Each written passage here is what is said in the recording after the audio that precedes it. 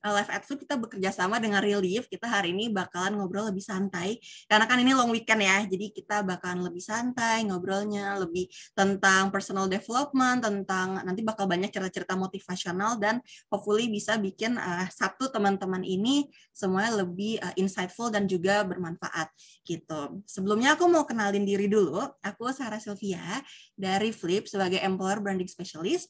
Tapi hari ini aku akan menjadi MC nih dan pemandu acara lah ya untuk acara hari ini gitu. Dan mungkin mau nanya dulu nih sama teman-teman di sini sebelum kita mulai acara. Teman-teman di sini berapa orang sih yang udah menggunakan Flip? Mungkin ada yang boleh menggunakan fitur raise hand. Pengen tahu aja nih, siapa sih yang udah tahu Flip gitu minimal. Coba kayak aku deh, coba. Nih, siapa aja sih yang udah menggunakan Flip atau udah tahu Flip? Boleh loh, kayak wah banyak ya ternyata teman-teman. Oke, thank you banget teman-teman udah raise hand. Ini ternyata banyak banget nih ya yang udah menggunakan Flip dan tahu Flip juga kayak gitu. Kalau misalnya aku mungkin ada juga mungkin yang belum tahu, jadi izin share sedikit juga kali ya tentang Flip. Jadi Flip itu merupakan aplikasi untuk melakukan transfer antar bank dengan gratis, jadi tanpa biaya sama sekali gitu. Nah, kamu bisa kirim uang secara gratis ke lebih dari 100 bank yang ada di Indonesia. Dan juga Flip sebagai layanan finansial yang berbasis, kita itu visinya lebih pengen jadi the fairest transaction gitu ya, sangat adil gitu dalam bertransaksi. Ada banyak banget fitur-fitur layanan transaksi, layanan finansial yang dibuat Flip untuk mencapai tujuan sebagai ingin menjadi layanan transaksi atau layanan finansial teradil di dunia, seperti itu. Nah, itu kan tadi tentang Flip ya. Mungkin kalau Flip Level Up sendiri itu apa sih gitu?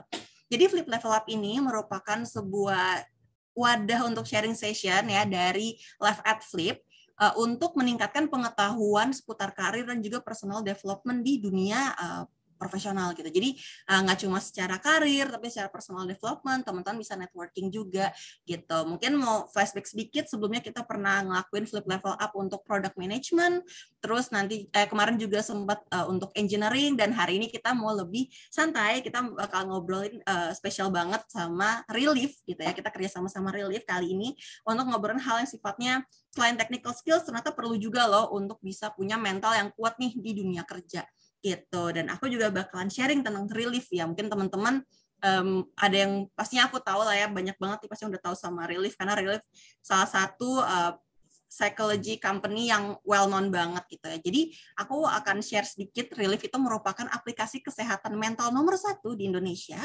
yang memiliki layanan konseling dan berbagai fitur self care. Jadi teman-teman yang mau konseling, yang mau mungkin butuh untuk ketemu sama teman-teman profesional gitu dari Relief. Nah, Relief punya solusinya gitu. Relief punya layanannya untuk membantu teman-teman semua. Oke, itu tadi seputar Flip dan seputar Relief. Dan hari ini aku bakalan share bahwa kita akan ada 2 pembicara spesial. Yang pertama ada Mbak Putri atau nama panjangnya Mbak Nimade Putri Arianti. Mbak Putri merupakan psikolog associate dari Relief atau expert reliever dari Relief. Nah, itu adalah pembicara pertama kita pembicara kita. Tapi nanti pembicara pertama kita akan ngobrol duluan adalah Mas Rian nih. Mas Rian atau Mas Muhammad Rian Saputra dari Flip ya. Udah ada nih, tadi udah ngabai. Halo Mas Rian. Mas Rian adalah content marketing specialist dari Flip yang sebelumnya juga merupakan head of content dari International Global Network. Nanti juga Mas Rian bakalan sharing-sharing nih tentang punya learning stories dan motivational stories ya, Karian yang bakalan di-share. Jadi nanti teman-teman menyimak nih gitu, karena pasti akan insightful banget gitu. Oke, next. Halo. Saya Halo Pak berasa dikasih pressure ya di awal ya. Nggak ada angka jangan gitu, karena biar semua orang tuh kan pasti udah tahu ya, nih mungkin teman-teman yang suka main LinkedIn, siapakah yang biasanya melihat ada M. Rian Saputra gitu ngomongin soal Flip, inilah orangnya teman-teman. Jadi hari ini mungkin akan mungkin sering melihat ya, karena kan juga banyak share tentang Flip, tentang kisah-kisah motivasional kakak juga gitu. Jadi mungkin ini adalah saatnya kakak bisa sharing juga nih langsung sama teman-teman yang mungkin udah sering nih ngelihat LinkedIn post kakak, tapi mungkin belum sempet bisa ngobrol langsung kayak gini. Jadi Oke. bisa banget nih untuk layar dipersilahkan ke kakak. Silakan kak. Oke. Pertama-tama saya mau minta maaf ke teman-teman. Minta maaf karena ternyata rambutnya tidak kribo ya. Karena kan biasanya ketika ngelihat foto, oh ternyata rambutnya tidak sekeribu itu karena ya istri lebih seneng rambutnya pendek jadi ya udah saya pendekin aja gitu. Oke, halo semuanya teman-teman, selamat pagi. Terima kasih banyak sudah menyempatkan untuk hadir di sesi pagi ini. Kalau tugas saya sih di sini cerita-cerita aja ya, gitu. Nanti kalau pelajaran berharganya sebenarnya itu bisa didapat dari Mbak Putri, gitu. Jadi apa nih Sar yang mau diceritain Sar kira-kira? Oke, mungkin teman-teman di sini penasaran kali ya gitu. Sebelum mungkin kalian di Flip tuh seperti apa sih? Kenapa bisa akhirnya mungkin masuk Flip atau misalnya mungkin di dunia konten sendiri nih gitu Kak. Mungkin Mm-mm. cerita dari sisi itu, dari sisi perjalanan karir seorang Kak Rian nih. Boleh ceritain Kak. Oke, ya, jadi kalau aku sendiri tuh emang dari kecil udah suka ya sama dunia konten.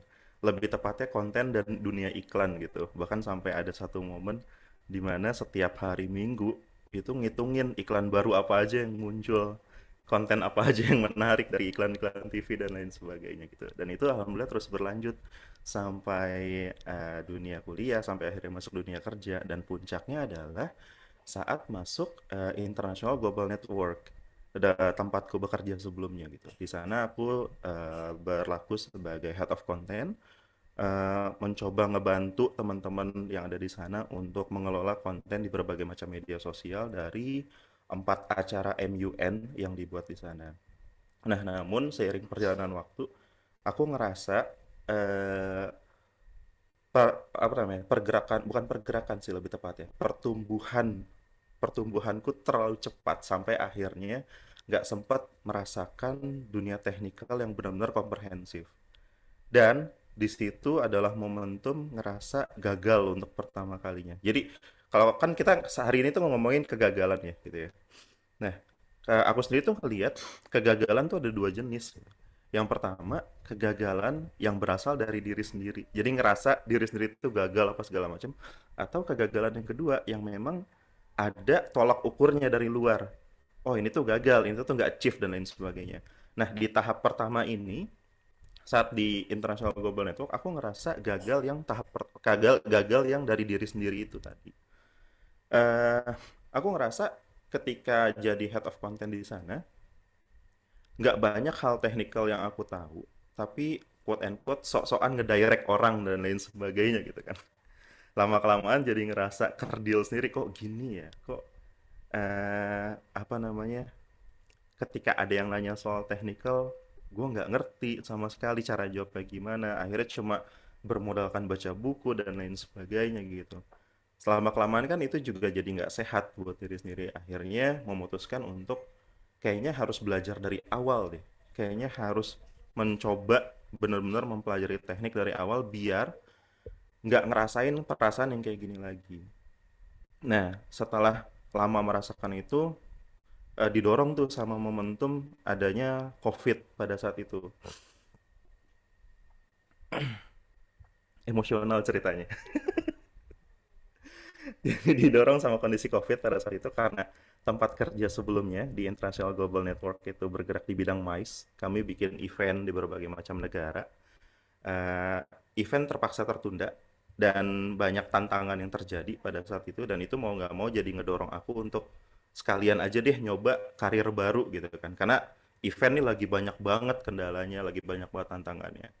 Dan terus nyoba deh tuh mencari ke sana kemari, kayaknya kalau pas kemarin aku ngecek di LinkedIn ya, udah lebih dari 300 lamaran yang dikirim kemana-mana tuh selama pandemi berlangsung gitu kan.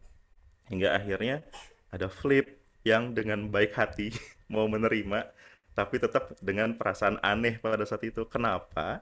Yang tadinya head of content mau nyoba posisi entry level hitungannya, gitu kan. Mau nyoba dari quote and quote bawah lagi untuk nyoba hal-hal teknikal. Akhirnya aku ceritain soal masalah yang tadi, ngerasa ada kekosongan, ngerasa kayaknya sebelumnya itu sangat minim pengetahuan di dunia teknikal dan lain sebagainya. Dan alhamdulillah dari sisi Flip mau menerima niat baik untuk belajar balik lagi tadi gitu. Berarti itu kakak sempat ngalamin kayak itu kan satu tadi ada yang kegagalan, bukan kegagalan, maksudnya kan hal yang ibaratnya kakak merasa oh harus reroute nih gitu ibaratnya Mhm. dari awal. Itu berarti titiknya saat di flip itu kakak ada perasaan kayak ini nggak sih, kayak oh nih apakah gue harus benar-benar mulai dari awal ya, ataukah emang nyari ke posisi yang sama aja? Pernah nggak sih sempat ada perdebatan batin kayak gitu kak? Ada, karena mulai dari awal konsekuensinya adalah finansial. Itu pasti ya. Jadi satu buah pertimbangan yang sangat besar gitu kan. Eh, dari posisi head hingga akhirnya jadi spesialis lagi itu kan pasti penuh banget pertimbangan dari sisi finansial. Tapi ya udah, karena memang ada kebutuhan yang lebih penting menurutku, yaitu soal masalah perkembangan diri sendiri dari sisi teknikal, akhirnya memberanikan diri untuk ngambil itu. Karena nggak nyaman kan pada akhirnya kalau misalnya dapat kepercayaan di posisi head lagi, di posisi lead lagi, tapi dari dalam dirinya sendiri tuh terus-terusan ngerasa gagal ke diri sendiri gara-gara nggak paham masalah teknikal dan udah langsung dipercaya untuk ngelit segala sesuatunya gitu. Nah tapi pada saat di flip pun akhirnya dari seiring berjalannya waktu ya ngalamin berbagai macam kegagalan lainnya juga. Tapi kali ini bukan kegagalan yang berasal dari diri sendiri, melainkan kegagalan yang memang ada tolok ukurnya. Failure yang ada tolok ukurnya, misalnya kayak KPI atau mungkin eh, apa namanya pencapaian-pencapaian di media sosial dan lain sebagainya. Kayak. Terus waktu kakak udah ngalamin turning point nih gitu, udah ibaratnya oke masuk flip dan ngejalanin Hmm. satu rute baru gitu ya. Apa sih kak, ada mungkin pernah challenges yang pernah dirasakan dan ngerasa kayak oh ini ternyata nggak sesuai, nggak sesmooth yang diduga nih, dan gimana sih kakak bisa cope cope with it gitu? Iya, iya, iya. Iya begitu ya. Maksudnya kirain ya kan dulu kalau misalnya pas lagi ada di posisi lead atau head itu ngelihat segala sesuatunya kok gini aja nggak bisa, kok gitu aja nggak bisa gitu kan. Tapi ternyata ketika ngelaksanain langsung pas udah masuk ke flip sulit ternyata gitu kan. Ada satu momentum di mana eh, saya tuh nggak mencapai target sama sekali, bahkan bisa dibilang dari sisi performance review itu adalah yang terburuk yang pernah saya alamin ketika ada di flip gitu kan. Sampai bahkan sampai bisa nangis pada saat itu. Itu kayak aneh banget rasanya pertama kali nangis karena kerjaan gitu. Dan untungnya ya ada lead yang suportif juga di Flip. Dan ini juga pernah aku ceritain di LinkedIn, ada satu pertanyaan favorit dari setiap warga Flip, dari setiap agan Flip gitu ke satu sama lain. Pasti selalu nanya kayak gini, apa yang bisa gue bantu? Nah itu tuh. Jadi pada saat lagi ngerasa penuh penyalahan ke diri sendiri, ah nih aneh nih gara-gara diri sendiri nggak disiplin dan lain sebagainya, akhirnya jadi nggak bisa mencapai target di media sosial gitu kan. Datanglah datanglah masa-masa evaluasi. Pertanyaan pertama yang diucapin sama lead, Yan, apa yang bisa gue bantu biar ke depannya target yang lo pengen bisa tercapai. Itu langsung kayak, kok nggak disalahin sih?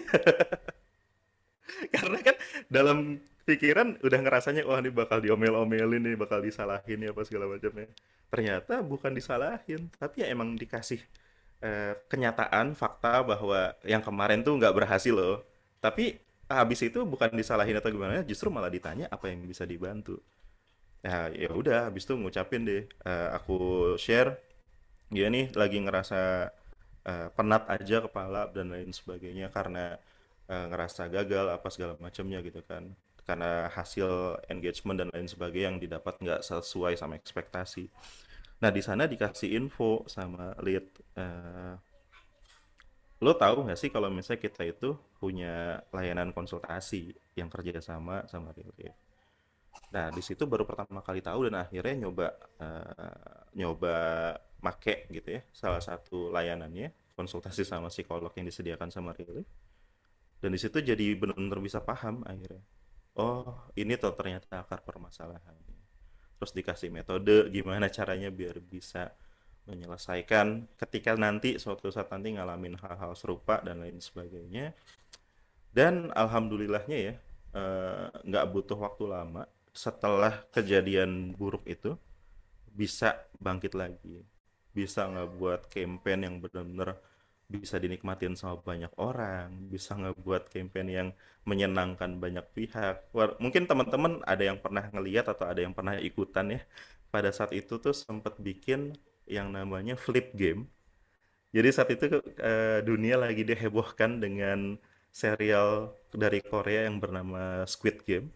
Dan dari Flip ikut nih riding the trend. Kami bikin Flip game dan ternyata dari sana ada banyak sekali dampak positif baik secara bisnis maupun apa namanya relationship yang dibangun antara user sama Flipnya itu sendiri gitu. Dan apa ya? Jadi ngerasa dapet lagi gitu kepercayaan diri. Oh, ternyata bisa ya untuk ngedapetin hasil yang luar biasa bagus ketika kita bisa menerima diri sendiri, ketika kita bisa mengatasi perasaan ngerasa nggak berharga dan lain sebagainya, akhirnya jadi bisa lebih berpikir jernih dan bisa ngedapetin sesuatu yang jauh lebih oke gitu ke depannya. Thank you banget Karian buat sharing. Itu bener-bener satu life learning ya buat kita, dimana kayak tadi Karian pernah ada di titik bisa kita bilang mungkin saat pernah di titik terendah dari sisi karir, mungkin ya kemarin dari sisi bingung nih, mungkin bukan terendah dari sisi karir tapi lebih ke bingung what to do, gue mau ngapain ya gitu. Mungkin ada challenges yang bingung di awal-awal masuk Flip, terus mungkin juga tapi di situ bukan membuat kalian jadi berhenti, tapi justru akhirnya membuat kalian dengan support dari banyak pihak juga akhirnya malah bisa membuat hal yang jadi oke banget. Kayak Flip Game itu kemarin sampai berapa juta impression ya Kak, kayak banyak banget ya yang ikut juga In banyak banget. in total kalau nggak salah ada 9 juta impresi Nah itu digabungin ya. rame Terus banget yang ya. ikut tuh nyampe menuhin GBK gitu kalau misalnya di total. Ada 79 ribuan orang yang ikutan. Nice banget Kak, itu benar-benar kalau misalnya mungkin bisa dibilang karena kalian punya grit dan juga resilience ya, rasa untuk ibaratnya justru mau bangkit lagi nih dari hal yang mungkin sempat nggak tahu nih mau seperti apa, terus akhirnya mencari support, mikir juga pasti kan kayak gimana nih untuk bisa bangkit lagi, dan akhirnya kalian bisa justru di posisi sekarang ya Kak gitu, bisa keren banget nih. Siapa sih yang nggak tahu content marketing specialist itu ya kalian gitu. Ah, gimana? Orang udah tahu banget nih pasti wajah tim konten ya pasti kalian gitu. Dan itu nanti menariknya itu nanti soal resilience dan gimana caranya biar bisa di tahap itu. Kak Putri dari Relief itu bakalan sharing juga nih kalian nanti tentang ternyata ada juga teori-teori dari sisi sudut pandang psikologi gitu, itu gimana sih caranya biar kita bisa ketika kita mendapatkan suatu hal yang oh ini gimana ya, pasti kan semua orang pernah ya Kak kayak oh bingung nih ibaratnya kok ini kayak gini ya seperti ini gitu, ibaratnya challenging gitu, dan ternyata ada hal-hal yang kita justru bisa bangkit dari itu, dan justru kayak kalian tadi bisa ngelakuin hal yang even bigger dari yang mungkin kalian bahkan nggak expect sebelumnya gitu. Jadi thank you banget kalian buat sharing. Mungkin kita sama-sama kepo kali ya Kak, kita pengen denger dari sudut pandang psikologi nih dari Kak Putri, mungkin mau sharing juga ke teman-teman yang mungkin relate juga nih sama kalian, atau mungkin aku rasa kita semua pernah ngalamin at certain point hal yang seperti itu, tapi gimana caranya buat kita bisa bangkit nih kayak kalian tadi. Mungkin Kak Putri mau nyapa dulu Kak Putri. Halo Kak Putri. Halo, selamat pagi. Hai, Halo pagi pagi. Wah, Kak. Pagi akhirnya akan ada Karian. yang memvalidasi. Nah, ini nanti Kak Putri bakalan sharing nih gitu. Jadi mungkin Kak Putri bisa sharing ke kita semua yang di sini kayak gimana sih Kak biar jadi resilience dan bisa bangkit dari hal yang mungkin membuat kita nggak nyaman at certain point, tapi kita bisa justru ngelakuin hal yang lebih besar dari yang kita duga. Silakan Kak Putri. Thank you Karian. Thank you Yo, siap Karian. mendengarkan. Oke, mungkin aku bisa dikasih izin ini kah, share screen? Oh, oke, boleh Kak Sari. Sip. Oke, sebentar. Apps. Terlihat belum ya PPT-nya? Bisa diperbesar Kak? Besar ya. Full screen, yes. Oke, sudah. Oke, thank you Kak Sarah. Bener banget ya, tadi aku dengar ceritanya Karian tuh kayak, waduh, bener banget sih terkait dengan kegagalan tuh siapa sih ya yang bisa menghindari akan adanya kegagalan, keterpurukan gitu yang ada dalam kehidupan kayak gitu. Dan kalau misalnya dari dari aku mungkin kita akan ngebahasnya tuh lebih ke arah teori-teori sedikit kayak gitu ya, untuk memberikan lebih pemahaman gitu terkait dengan apa sih itu kegagalan dan gimana sih caranya kita bisa untuk bangkit gitu dari kegagalan, keterpurukan, atau mungkin kesalahan-kesalahan yang kita buat selama sepanjang kehidupan kita dengan cara yang mungkin sehat kayak gitu. Jadi kalau di sini sih judulnya diangkatnya adalah Why Failure is Good for Growth kayak gitu. Karena banyak banget nih rekan-rekan ketika kita mengalami kegagalan kita tuh ngerasa kayak aduh kayak ini adalah the end of the journey gitu. Ini adalah akhir dari kehidupanku gitu. Ini adalah akhir dari prosesku gitu. Padahal kalau misalnya kita lihat secara psikologis tidak seperti itu gitu. Mungkin saya pengen deh pengen tahu nih perspektif dari rekan-rekan terkait dengan kegagalan itu apa sih? Apa sih yang rekan-rekan lihat atau maknai gitu terkait dengan kegagalan gitu. Mungkin dari Kak Sarah bisa bantu untuk kirimkan ininya. Bisa, Kak. Oke. Kita mau lihat ya. Sebenarnya kegagalan itu menurut rekan-rekan di sini apa sih? Coba ya. Oke. Ini udah masuk kah? Teman-teman bisa klik linknya. Oke, kita akan masuk ke Mentimeter ya. Teman-teman bisa klik linknya. Nanti kalau misalnya ada yang terkendala bisa chat di Zoom ya. Gitu. Oke, kegagalan tidak memenuhi ekspektasi, hilang percaya pada diri sendiri. Ketika mengalami kegagalan langsung hilang ya kepercayaan dirinya. Proses pertumbuhan, nice. Bantu bertumbuh. Kayaknya Kak, tidak mencapai harapan diri ya. Sorry, kayaknya share screen-nya kayaknya hitam di aku ya. Oh, kayak black screen di aku atau di teman-teman? Iya, sama. Di sama aku juga tadi hitam. Boleh di-share kembali, Kak? Biar kita bisa lihat nih ya, teman-teman mungkin udah jawab. Kira-kira apa aja sih jawabannya? Kalau gitu. ini? Udah. Udah. Oke. Keberhasilan yang tertunda, kesempatan belajar. Oke. Jadi di sini kalau aku simpulin ya, ada yang ngerasa langsung hilang kepercayaan dirinya, ada juga yang ngerasa bahwa kegagalan itu adalah cara kita untuk atau sebuah step kita untuk bisa bertumbuh lagi gitu ya teman-teman ya. Oke, ini bisa aku stop share screen ya teman-teman. Terima kasih banyak atas responnya. Ini aku yakin ini pasti mewakili rekan-rekan yang lain ya terkait dengan apa sih itu kegagalan gitu. Nah, kalau sekarang aku mau share dari segi psikologinya. Sebentar. Oke.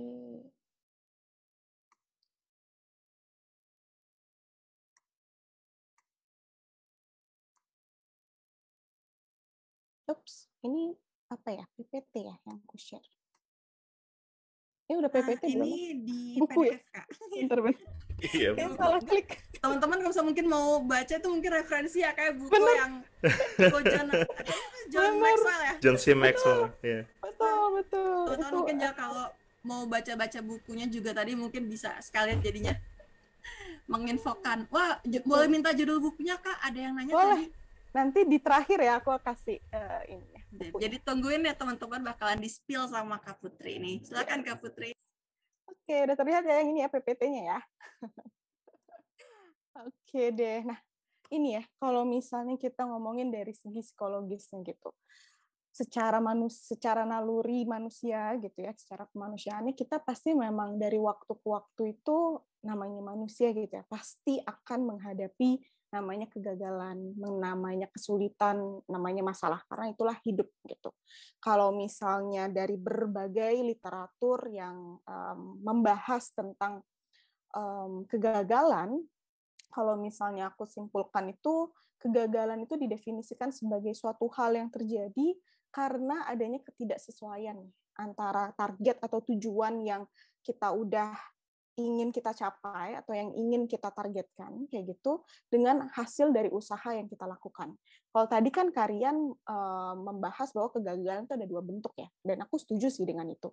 Kegagalan itu ada yang kita secara subjektif dari diri sendiri, Ada juga nih kegagalan karena adanya tolak ukur dari target-target, dari standar-standar dari masyarakat, kayak gitu.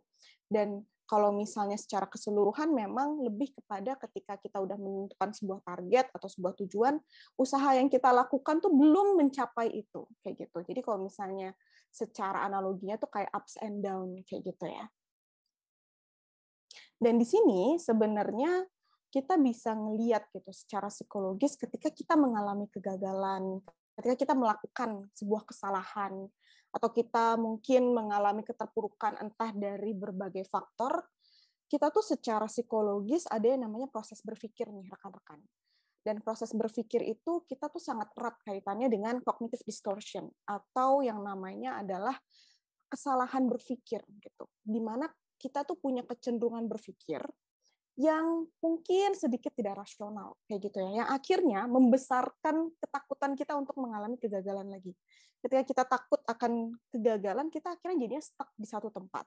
Kemudian ketika kita tidak bergerak maju, gitu ya, ketika kita tidak melakukan sesuatu, itu semakin membesarkan rasa, duh, aku ini orang yang gagal nih, gitu.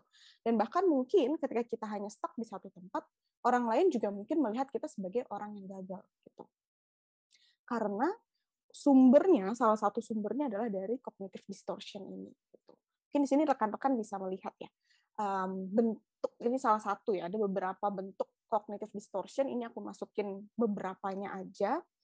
Jadi ini aku akan jelaskan secara singkat. Gitu. Jadi ada yang pertama tuh namanya all or nothing. Di sini rekan-rekan pernah nggak ya berpikir bahwa ketika kita mungkin pernah ngelakuin satu kali kesalahan, kemudian kita berpikir bahwa kita tuh orang yang gagal. Contohnya misalnya ketika kita ngelamar pekerjaan gitu ya, kemudian kita tidak diterima, kita akan berpikir bahwa aku ini orang yang gagal nih. Kenapa jadinya aku diterima pekerjaan pada saat itu gitu. All or nothing. Jadi tuh berpikirnya tuh black or white gitu. Kalau misalnya aku nggak berhasil di A, maka aku orang yang gagal. Kalau misalnya aku nggak berhasil di B, aku orang yang gagal gitu. Kemudian ada overgeneralization. Jadi overgeneralization ini adalah proses berpikir atau kesalahan berpikir ketika kita tuh ngelihat suatu peristiwa itu secara negatif dan kita itu akhirnya selalu menggunakan kata-kata seperti always atau never. Misalnya ketika kita contohnya di relationship ya, kan kadang kita juga pernah ya ngerasain gagal gitu di dalam sebuah hubungan sama pasangan gitu. Misalnya kita pernah berada dalam suatu hubungan, terus kita mungkin punya hubungan yang buruk sama pasangan kita akhirnya menilai semua, misalnya kalau saya ngalamin kegagalan menjalani hubungan sama seorang pria, saya akan berpikir bahwa semua pria itu adalah sama aja. Mereka tuh sama aja, mereka tuh sama-sama playboy, misalnya kayak gitu. Mereka tuh sama-sama hidung belang, misalnya kayak gitu. Jadi kita tuh overgeneralization, kita menggeneralisasikan semuanya berdasarkan satu pengalaman aja, kayak gitu. Atau misalnya ketika kita mengalami kegagalan ketika ujian, kayak gitu, kemudian kita berpikir bahwa satu kali kita gagal di ujian, maka kita akan gagal juga nih di ujian-ujian berikutnya. Gitu. Jadi itu overgeneralization. Kemudian mental filter.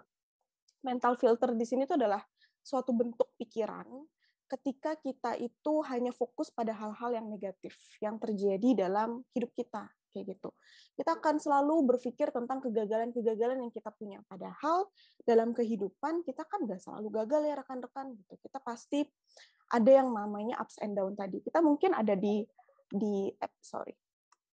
kita mungkin ada pernah suatu pengalaman kita tuh berada di kondisi yang menurut kita sukses gitu. Perspektif kita tuh sukses. Tapi kita tuh nggak melihat hal itu. Kita tuh tidak fokus sama hal itu, tapi kita fokusnya tuh ke hal-hal yang sangat negatif kayak gitu. Kemudian ada yang namanya fortune telling. Jadi di sini distorsi kognitifnya itu adalah kita udah memprediksi apa yang akan terjadi. Di sini rekan-rekan pernah nggak sih ngalamin itu gitu, atau pernah berpikir bahwa misalnya kita gagal mungkin di suatu presentasi waktu kita kerja, ketika kita lagi mau presentasi kerja, kita langsung berpikir, duh kayaknya gue bakal gagal nih, kayaknya gue pasti akan dimarahin sama bos gitu. Nanti atau enggak pasti nanti ini gue nggak akan membawakan presentasi dengan baik kayak gitu. Jadi kita udah kayak fortune teller duluan nih, gitu. Kita udah memprediksi semua apa yang akan terjadi. Gitu. Kemudian ada magnification, di sini kita seperti bahasanya yang membesar-besarkan. Cuman ketika membesar-besarkan di sini dalam distorsi kognitif, kita tuh bukan membesar-besarkan kelebihan kita, tapi kita cenderung lebih membesar-besarkan hal-hal negatif dalam diri kita, kelemahan kita, kekurangan kita. Ketika kita mengalami sebuah keberhasilan, kita berpikir itu adalah sebuah keberhasilan, kita akan berpikir, itu kayak beruntung doang deh. Kayaknya aku nggak mungkin bisa kayak gitu. Kalau misalnya tidak ada keberuntungan di situ, kalau nggak ada faktor luck di sana, kayak gitu. Kemudian ada emotional reasoning. Di sini itu emotional reasoning, mungkin di sini rekan-rekan pernah ketika mood-nya itu lagi jelek gitu ya, lagi buruk, lagi negatif. Kemudian kita tuh berpikir karena kita lagi mood-nya lagi buruk, kita berpikir kayaknya aku nggak mampu deh. Kayaknya nanti aku tuh hidupnya tuh bakalan merana deh. Kayaknya aku tuh nggak akan bisa deh untuk mencapai finansial yang financial freedom deh gitu. Karena perasaan kita lagi buruk aja pada saat itu. Kayak gitu. Jadi kita tuh melogikakan sesuatu tuh berdasarkan perasaan kita. Kayak gitu. Kemudian ada should statement. Di sini mungkin rekan-rekan sering melakukannya. Mungkin kalau saya sih ini, saya cukup sering nih melakukannya. Kayak gitu. Sebelum saya masuk psikologi, saya tuh sering banget ngelakuin ini. Cuman sekarang udah mulai terkendali. Kayak gitu. Kalau ini tuh pemikiran harus. Kita tuh selalu berpikir, aduh, aku tuh harus sukses. Misalnya aku tuh harus untuk misalnya kayak aku harus lebih berani berpendapat. Seharusnya tuh sebelum aku mengalami kegagalan, aku tuh seharusnya lebih belajar lagi gitu. Ada yang namanya di istilah psikologi itu rumination atau namanya ruminasi. Jadi kita tuh terlalu fokus sama pikiran-pikiran yang mungkin terjadi di masa lalu, kegagalan-kegagalan kita kayak gitu. Yang akhirnya tuh membuat kita tuh kayak stuck di masa lalu. Dan ketika kita stuck di masa lalu, should statement tuh biasanya akan muncul. Seharusnya aku tuh begini. Seharusnya aku tuh dulu gitu. Coba aja aku kayak gini, pasti aku nggak akan gagal. Coba aja aku kayak gitu, pasti aku nggak diputusin. Coba aja aku kayak gitu, pasti aku nanti nggak akan tidak akan mengalami kegagalan di pekerjaan. Jadi should statement itu tuh paling paling sering membuat kita tuh ngerasa tertekan dan kita tuh sering banget ngelakuin ini gitu. Kalau klien-klien saya ini paling sering saya menemukan should statement ini. Gitu. Kemudian ada labeling ya, kalau misalnya kita mengalami kesalahan, kita membuat kesalahan, kita langsung nge-label diri kita loser misalnya gitu. Aduh, bodoh banget sih gue, misalnya kayak gitu. Pecundang banget sih kayak gitu, atau pikiran-pikiran negatif lainnya yang kita buat labelnya tuh untuk diri kita sendiri.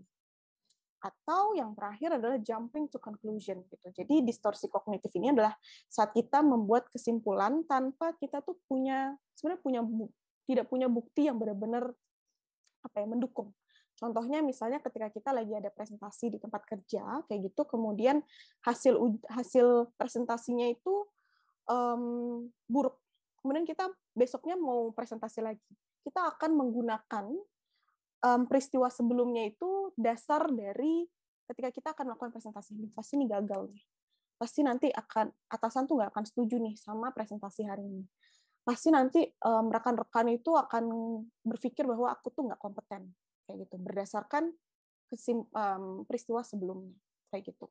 Dan peristiwa-peristiwa ini atau bentuk-bentuk distorsi kognitif ini yang berdasarkan dari berbagai peristiwa, pengalaman yang terjadi seiring kita menjalani kehidupan, kayak gitu.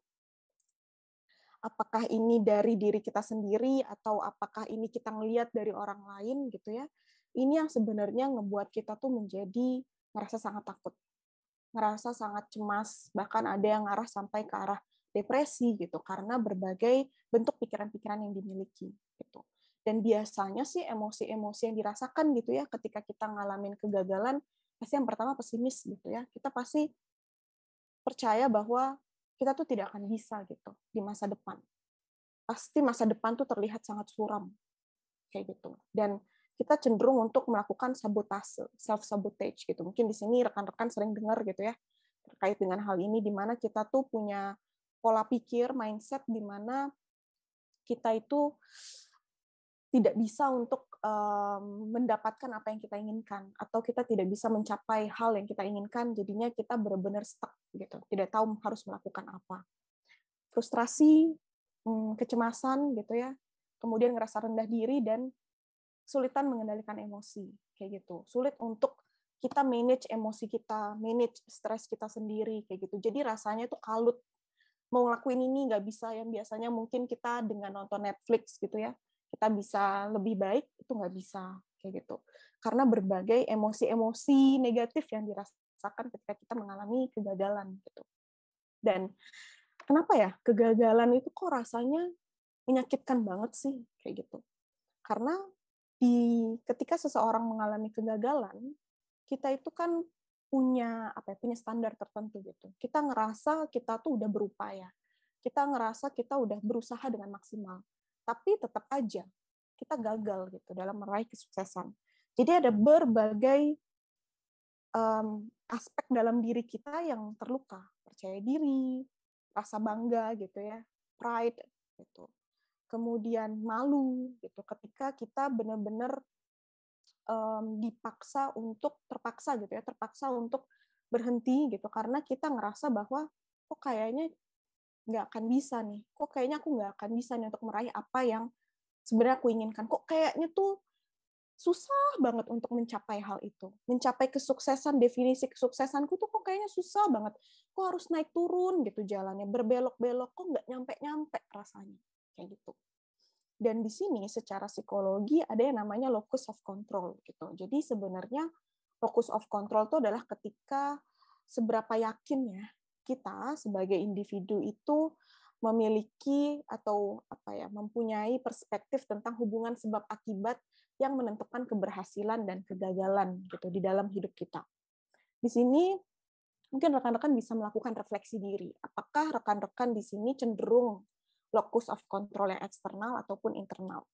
Kalau yang eksternal, di sini itu adalah orang-orang yang cenderung menyalahkan faktor-faktor luar. Jadi ketika dia mengalami kegagalan, dia akan melihat bahwa faktor-faktor dari luar dirinya itu yang mempengaruhi atau menyebabkan kegagalan. Contohnya, orang tua. Gitu. Orang tua yang terlalu protektif, orang tua yang tidak memberikan dukungan. Betul gitu ya, faktor dari luar diri kita itu mempengaruhi bagaimana kita berusaha dan berupaya. Tapi bukan satu-satunya, gitu ya. Faktor eksternal itu bukan satu-satunya yang mempengaruhi keberhasilan kita, kayak gitu. Tapi orang yang punya locus of control eksternal ini, dia itu akan memfokuskan keberhasilan dan kegagalan itu ya di luar dari dirinya dia. Jadi ketika dia mengalami kegagalan, dia akan mudah untuk merasa pesimis karena dia merasa bahwa ya aku kan nggak bisa ngapa-ngapain gitu. Aku nggak bisa ngelakuin A, B, C, D, dan E karena di luar dari diriku lah yang mengontrol keberhasilanku kayak gitu. Kemudian kalau misalnya ketika dia mengalami keberhasilan, maka dia akan menganggap keberhasilan itu sebagai keberuntungan. Kembali lagi bukan dari faktor dirinya dia sendiri gitu. Dan berdasarkan beberapa penelitian gitu ya, locus of control eksternal ini cenderung menyebabkan seseorang itu mengalami depression gitu, kecemasan. Karena dia selalu berpikir bahwa apapun yang terjadi itu di luar dari dirinya dia. Gitu. Beda dengan orang yang locus of control-nya internal kayak gitu. Jadi ketika seseorang itu punya locus of control internal, dia akan menganggap bahwa kegagalan itu adalah karena usaha yang belum maksimal. Emang ada faktor eksternal kembali lagi gitu ya, privilege, kita tidak bisa memungkiri itu gitu ya. Kemudian berbagai faktor-faktor dukungan sosial kayak tadi Karian cerita, ketika kita mendapatkan dukungan sosial kita akan semakin semangat gitu. Tapi itu bukan satu-satunya faktor. Dia tetap akan berpikir bahwa apa nih yang bisa aku lakuin? Usaha apa lagi nih yang bisa aku lakuin? Oke, aku tidak mendapatkan dukungan dari A, aku harus cari kemana dukungannya? Dukungan yang lain. Kayak gitu. Dia akan berusaha untuk semaksimal mungkin untuk memberdayakan dirinya dia supaya targetnya dia itu bisa tercapai. Gitu. Jadinya ketika dia mengalami kegagalan, dia akan menganggap bahwa dia akan semakin yakin gitu ya, bahwa dia akan bisa berusaha lebih maksimal lagi, bangkit kembali, kayak gitu. Dan ketika seseorang punya locus of control eksternal, ketakutan dia akan kegagalan tuh besar banget rekan-rekan kayak gitu. ada ketakutan atau kecemasan yang membuat kita tuh jadinya kan diem ya, kita stuck di tempat. Kita tuh takut kegagalan tuh kan sangat abstrak ya rekan-rekan. Kegagalan tuh yang kayak gimana sih gitu. Kita tuh nggak bisa kebayang karena itu terjadinya di masa depan. Kayak gitu. Jadinya kita tuh jadi semakin takut untuk maju. Kita semakin takut untuk melangkah, untuk ngebuat plan, untuk memikirkan aja udah nggak berani gitu rasanya. Dan ketakutan akan kegagalan ini dikatakan tuh sebagai penghalang terbesar rekan-rekan atas kesuksesan seseorang, atas keberanian seseorang untuk mencoba lagi, kayak gitu. Ketakutan kegagalan ini bisa berdasarkan faktor dari diri sendiri gitu ya, distorsi kognitif itu tadi, atau dari faktor eksternal. Ketika dia tidak mendapatkan dukungan dari sosial, ketika misalnya di tempat kerjanya itu mungkin tidak terbiasa gitu ya, dan tidak menormalisasi kegagalan, seseorang itu akan menjadi sangat takut dengan adanya kegagalan gitu. Dan sebenarnya ya menjadi masuk akal gitu ya. Ketika kita takut, kita akan berhenti untuk mencoba gitu. Karena respon kita secara psikologis ketika kita melihat ada ancaman, entah kita itu kabur, flight, apakah kita akan freeze, membeku di tempat, atau kita fight gitu. Kita bergerak maju aja terus kayak gitu. Dan di sini ada beberapa mungkin kurang tepat gitu. Ketika kita berpikir bahwa kegagalan itu adalah sesuatu yang avoidable. Kegagalan itu adalah suatu hal yang tidak bisa kita hindari. Suatu hal yang bisa kita hindari, sorry. Karena kegagalan itu ya seperti tadi gitu ya, kegagalan, masalah, kesulitan, itu tuh kita nggak bisa hindari rekan-rekan. Kita pasti akan mengalaminya, kita pasti akan menghadapinya.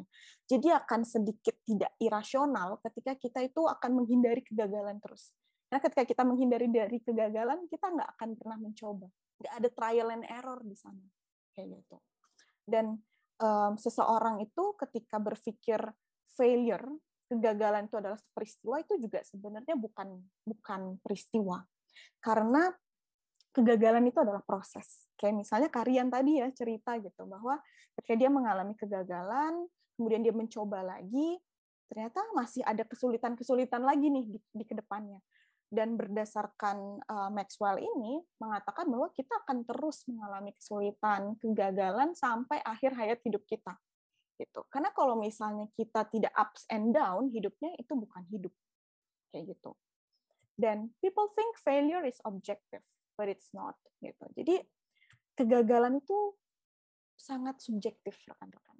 Apa yang orang anggap gagal satu, kayak tadi ya di Mentimeter kita lihat, apa yang orang anggap gagal satu beda dengan orang lainnya.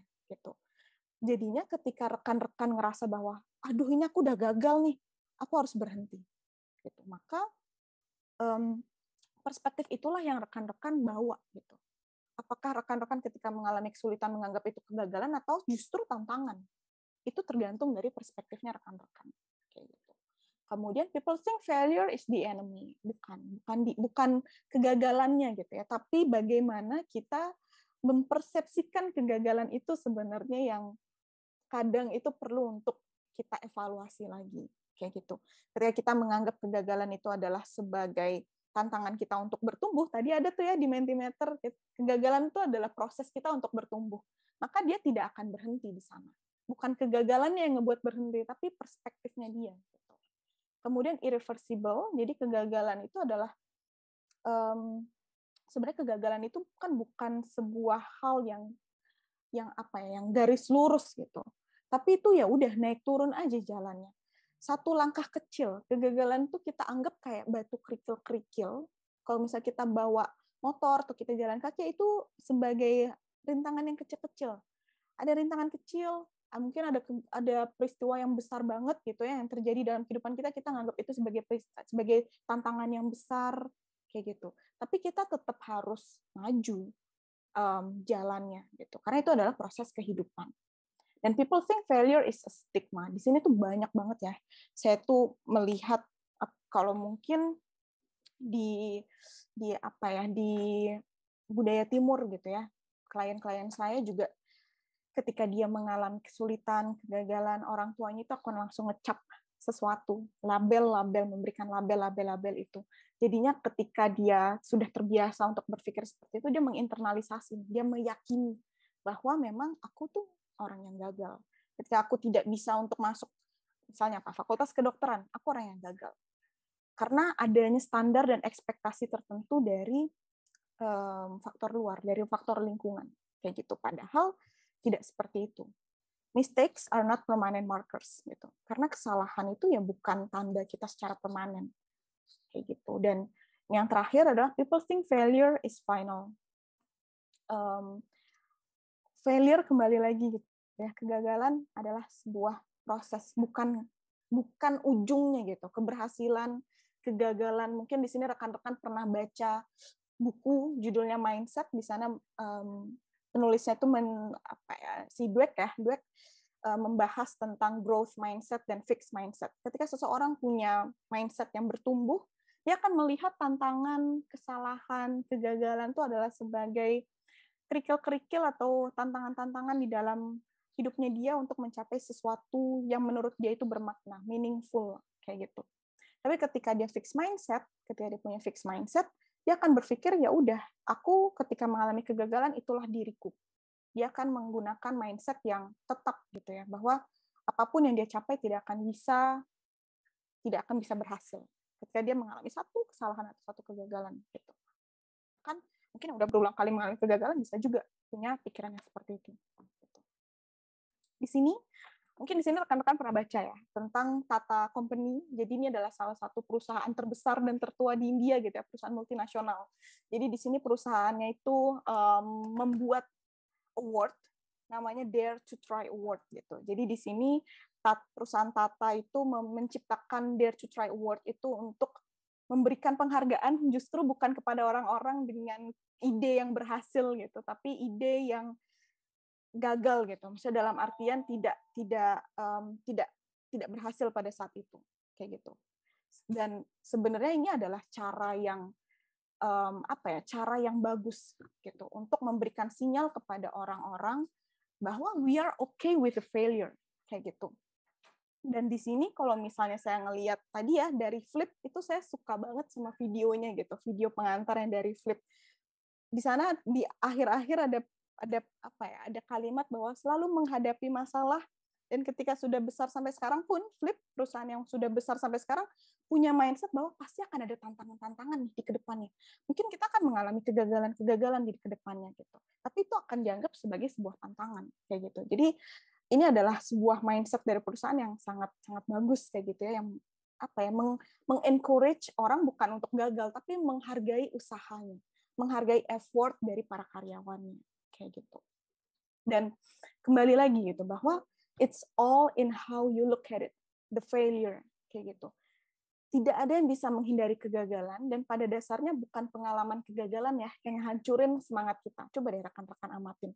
Apakah kegagalannya yang hancurin semangat kita atau apa yang kita katakan pada diri sendiri gitu tentang pengalaman ini kayak gitu. Dan ketika kita sudah membicarakan kegagalan, kita semua orang itu butuh yang namanya resiliensi. Tadi Kak Sarah udah bahas ya tentang resiliensi. Kita semua tuh butuh yang namanya resiliensi untuk bisa bangkit dari keterpurukan. Gitu. Jadi kita kan setiap orang tuh punya cara pandangan yang berbeda ya terkait dengan peristiwa kemalangan, peristiwa keterpurukan gitu. Tapi ada sebagian orang yang terjebak dalam keterpurukan, tapi ada juga nih sebagian orang yang kok kayaknya makin semangat ya ketika dia menghadapi tantangan gitu. Kok dia berusaha untuk keluar ya dan bangkit gitu dari keterpurukannya dia gitu. Dan perbedaan reaksi ini tuh bisa kita lihat dari berbagai sumber daya psikologis. Salah satunya adalah resiliensi ini. Jadi resiliensi ini adalah sumber daya psikologis yang tetap mendorong seseorang untuk bangkit kembali dari keterpurukan. Dan seseorang yang resilient itu dia punya kecenderungan bahwa dia itu menyadari, menerima, dan berdamai dengan emosi negatifnya dia, dengan pikiran-pikiran negatifnya dia. Dan ketika dia udah berdamai, dia udah tenang gitu ya, emosi positif yang dia munculkan itu yang membuat dia itu menjadi bangkit dari situasi terpuruknya dia. Di sini ada nih dari Wiratmoko gitu ya, dia menjelaskan resiliensi itu kayak bola bekel.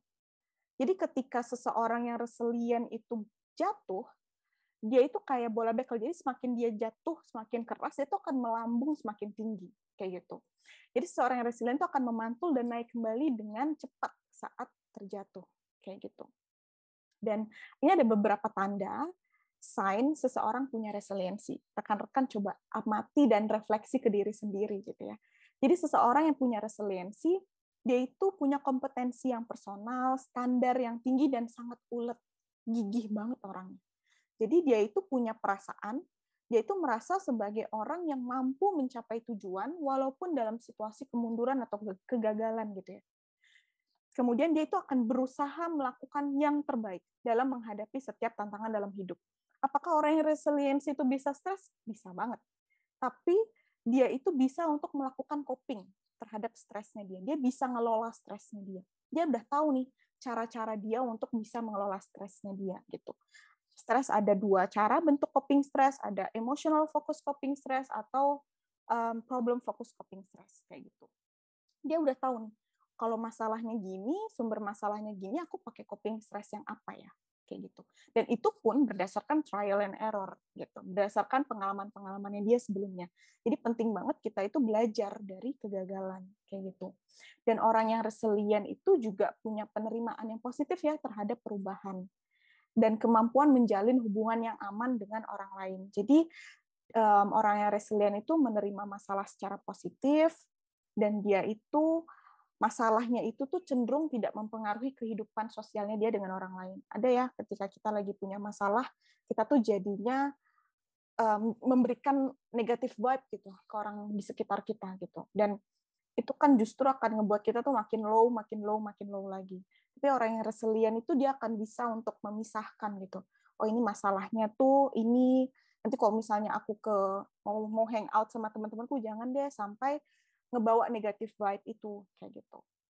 Karena dia juga punya kontrol diri yang baik gitu. Ketika kita punya kontrol diri yang baik, kita itu bisa mengatur, manage diri kita dengan baik, emosi kita, pikiran kita kayak gitu. Dan yang menjadi penting juga adalah ketika kita mengalami keterpurukan, kita tidak malu untuk meminta bantuan dan meminta dukungan dari orang lain. Karena banyak banget teman-teman, klien-klien saya ketika dia mengalami keterpurukan, dia malu banget sama kegagalannya dia gitu. Saking malunya, dia itu menjadi mengisolasi diri sendiri, dia ngerasa kesepian, dan akhirnya berkembanglah itu, depression itu, kayak gitu. Jadinya kita perlu untuk yang namanya reach out dengan orang lain yang tepat kayak gitu ya, itu menjadi penting. Dan tentunya juga kita tidak bisa terlepas dari spiritualitas kayak gitu ya rekan-rekan ya, kemampuan kita untuk selalu berjuang karena kita tuh yakin gitu sama kepada Tuhan kita dan kepada kalau di sini sih dibilangnya takdir kayak gitu ya, bahwa kita yakin bahwa kita tuh yang membuat kehidupan kita yang create kehidupan kita tuh yang meaningful tuh yang seperti apa sih kayak gitu. Dan ketika seseorang itu spiritualis, dia itu juga bisa gitu ya untuk mengambil berbagai makna dari berbagai kegagalan sebagai pembelajaran untuk kedepannya gitu. Dan di sini ada beberapa faktor yang mempengaruhi seseorang tuh menjadi resilient. Ya, yang pertama adalah self efficacy, kita yakin sama diri sendiri, kita harus optimis, kita bisa empati juga gitu, kita empati sama orang lain, kita mungkin mendengar kegagalan-kegagalan dari orang lain dan kita belajar dari hal itu, regulasi emosi, kemudian kita perlu untuk yang namanya mencari dukungan sosial, seperti yang saya sampaikan sebelumnya, pencapaian, kita bisa untuk mengambil kesempatan dan meningkatkan keberanian untuk mengatasi kesulitan dalam hidup, dan kita bisa mampu untuk menganalisa berbagai masalah gitu. Karena ketika kita sudah punya kita mengalami kegagalan, kita mengalami keterpurukan, yang menjadi penting itu juga menganalisa penyebab masalahnya gitu. Apa sih yang menjadi sumber masalahnya? Apa sih yang menjadi sumber kegagalanku saat ini kayak gitu. Kemudian kita bisa untuk menemukan solusi yang potensial gitu ya. Yang ini disebut sebagai problem focus coping itu tadi gitu. Dan ini adalah mungkin beberapa tips gitu ya rekan-rekan ya yang mungkin bisa jadi jadi alternatif, jadi pertimbangan gitu yang mungkin untuk menjadi bahan evaluasi juga. Yaitu ketika kita mengalami gagal, jangan gagalnya ke belakang gitu. Jangan failing backward, tapi failing forward. Gagallah untuk maju, kayak gitu. Jadi cara-caranya yang pertama tentu adalah embrace our emotion, itu jadi penting. Banyak banget ketika kita mengalami kegagalan, kita tuh denial dengan emosi kita. Kayak gitu. Kita nggak aware dengan emosi kita. Padahal ketika kita aware sama emosi kita, itu tuh menjadi salah satu jawaban. Oh, aku tuh kecewa karena aku tuh begini. Aku tuh sedih karena aku nggak berhasil. Aku tuh kecewa karena aku begini-begini. Itu tuh yang menjadi pintu, rekan-rekan. Pintu yang ngebuka berbagai insight yang kita dapatkan dari kegagalan yang kita dapatkan. Kemudian yang kedua adalah calm and focus gitu ya. Kita perlu yang namanya tenang, kayak gitu. Di sini kita perlu yang namanya step back. Cari cara untuk mundur, step back, atur nafas. Di sini di relief gitu ya, ada aplikasi mindful. Itu bisa rekan-rekan coba gitu ya untuk bisa menenangkan diri dan fokus sama diri sendiri kayak gitu. Kemudian keep control of our inner voice, distorsi kognitif. Di sini rekan-rekan sudah sekilas-sekilas ya tahu tentang distorsi kognitif. Jadi coba amatin apa yang rekan-rekan temukan pikiran-pikirannya itu. Ketika teman-teman di sini udah mulai menyampaikan pesan-pesan negatif sama diri sendiri, say stop kayak gitu. Jadi hitung dari 1 sampai 5 dan sadari pikiran-pikiran itu. Kemudian fokus on proses. Jadi identifikasi penyebab-penyebab kegagalannya apa, kesalahan apa yang udah dilakukan, dan temukan pembelajaran baru, face your fears of failure, kayak gitu. Coba hal-hal baru di mana kita itu bisa gagal. Dari hal-hal kecil aja kayak gitu, nggak perlu yang besar-besar. Karena seiring waktu, kita itu akan belajar bahwa kegagalan itu nggak seburuk yang kita bayangkan kok, kayak gitu. Dan yang terakhir, ketika di sini rekan-rekan udah mencoba struggling dengan diri sendiri, tapi kok kayaknya nggak bisa-bisa ya, dan butuh bantuan, ask for help. Support system, siapapun orang yang dirasa tepat atau bahkan profesional gitu ya, psikolog, psikiater kayak gitu. Karena membicarakan kesulitan itu akan membantu kita untuk menyalurkan perasaan kita dan mendapatkan dukungan dan bisa menemukan perspektif yang berbeda untuk menemukan insight. Gitu. Jadi ini adalah buku, rekomendasi buku yang saya jadikan salah satu referensi juga di presentasi hari ini. Dan juga ini ya, drama yang lagi ngetren ya kemarin ya. Jadi kalau Nahido bilang tuh, I don't get disappointed when my dreams don't come true. I'm used to losing and failing. That's called having mental fortitude. Kayak gitu. Dan selama kita bisa moving forward and growing gitu ya, our fears will never go away. Jadi kita tuh perlu untuk belajar menyadari bahwa hal yang sangat gak manusiawi kok, kegagalan itu. Itu adalah hal yang sangat manusiawi, dan kita tuh perlu untuk terus bergerak maju. Gitu. Mungkin sekian dari presentasi saya. Semoga waktunya tepat ya. Saya kembalikan ke Kak Sarah. Terima kasih.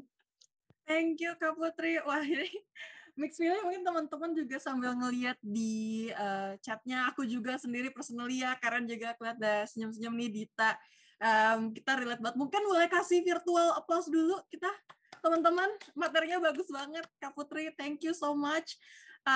Mixed feeling ya, jadinya kayak satu sisi kayak relieving juga, satu sisi aku juga kayak tadi Karen bilang, sempat mention di chat, kayak kita jadi flashback juga sama hal yang pasti mungkin kita personally pernah alamin gitu ya. Dan tadi menarik banget, ada satu hal yang aku menarik banget, ada beberapa poin yang aku catat, tapi satu hal yang aku lihat tadi, resilience itu seperti bola bekel ya Kak. Ketika kita udah bisa menjadi orang resilience, ketika kita jatuh, kita bisa cepat backup lagi gitu, naik ke atas. Tapi kadang Kak, ada orang yang mungkin aku personally gitu, mungkin kayak bola bowling Kak. Aku mungkin ketika mungkin ada hal yang, sesuatu bad things happen di luar ekspektasi, and then jatuh terus berat gitu, glinding aja, belum bisa kayak langsung resilience backup gitu untuk kayak, yaudah, everything's fine and everything. Karena mungkin ada beberapa momen yang in my mind mungkin nggak bisa kekontrol. Kalau ada mungkin teman-teman juga ngalamin hal yang seperti itu, hal yang sebenarnya kita nggak bisa ngekontrol nih, apa yang ada di pikiran kita, self-blaming and everything, itu kayak gimana sih Kak cara pertama untuk kita bisa berdamai nih dengan pikiran kita dulu gitu.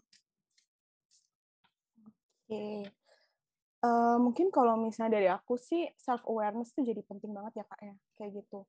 Karena ketika kita lagi mengalami semua peristiwa buruk lah ya Kak ya gitu, pasti kita tuh, emosi kita tuh lagi jelek banget kayak gitu, dan berbagai pikiran-pikiran itu tuh jadinya tuh negatif banget. Jadinya kenapa kita perlu yang namanya step back dan self-aware. Step back dalam artian di sini tuh atur nafas aja. dari berbagai literatur yang saya baca, atur nafas itu pasti jadi apa ya, teknik pertama yang digunakan. Either itu di tempat terapi atau mungkin di kehidupan kita sehari-hari. Tarik nafas, tenangin diri gitu. Dan yang kedua adalah kita perlu tanya nih sama diri sendiri. Pikiran apa sih yang muncul kayak tadi ya? Embrace our emotion gitu. Aku tuh ngerasain apa? Kadang kita tuh sulit Kak untuk yang namanya nge-label emosi kayak gitu. Aku ngerasa nggak enak deh pokoknya. Yang nggak enak yang seperti apa kayak gitu. Nggak nyaman yang seperti apa? Kecewa, ngerasa marah sama diri sendiri, ngerasa takut, itu kan bentuk yang sangat berbeda-beda ya Kak ya. Ketika kita udah tahu apa yang kita rasain, kita baru deh mulai untuk yang namanya ngamatin pikiran-pikirannya. Oh ternyata aku tuh takut, karena aku tuh takut untuk gagal di kedepannya. Kayak gitu. Jadi kita bisa untuk yang namanya nge-sort out satu per satu. Gitu.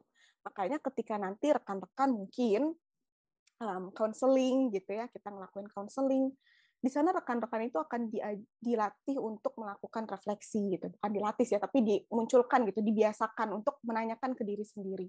Karena tentu yang tahu diri kita kan diri kita sendiri ya Kak ya gitu. Profesional pun harus tahu apa yang kita rasakan itu dengan cara bertanya kayak gitu, dan bertanya itu menjadi sangat penting. Ketika kita udah tahu apa pikiran-pikiran kita, baru deh oh ternyata aku takut karena ini, ternyata aku marah sama diriku karena begini ya, kayak gitu. Oke, apa yang bisa aku lakuin?